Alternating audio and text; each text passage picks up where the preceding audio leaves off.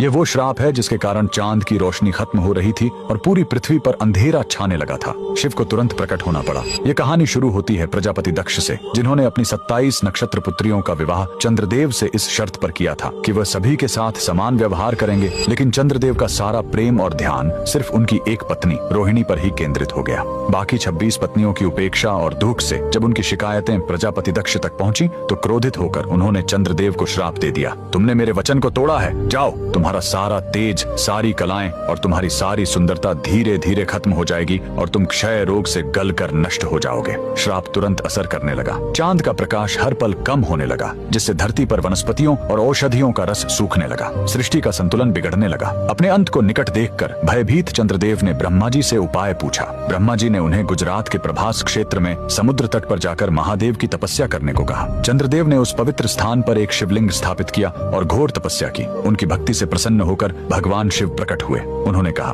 मैं दक्ष के श्राप को पूरी तरह खत्म तो नहीं कर सकता, लेकिन उसका प्रभाव कम कर सकता हूँ। शिव ने वरदान दिया, तुम कृष्ण पक्ष में 15 दिन क्षीण होगे, लेकिन शुक्ल पक्ष में 15 दिन फिर से पूर्ण हो जाओगे। उन्होंने चंद्र को अपने मस्तक पर धारण कर लिया और चंद्रशेखर कहलाए। और जिस ज्योतिर्लिंग की चंद्र ने पूजा की थी वो सोमनाथ, सोम यानी चंद्र के नाथ के नाम से प्रसिद्ध हुआ। और यही सोमनाथ मंदिर भारत का पहला ज्योतिर्लिंग आज भी गुजरात के वेरावल में उसी समुद्र तट पर शान से खड़ा है जहाँ चंद्रदेव ने श्राप से मुक्ति पाई थी। लेकिन रुकिए, इस मंदिर का एक और रहस्य है। यहाँ मौजूद बाण स्तंभ यह बताता है कि यहाँ से लेकर दक्षिणी ध्रुव तक समुद्र के रास्ते में कोई जमीन नहीं है। भगवान शिव के भक्त कमेंट में हर हर महादेव जरूर लिखें।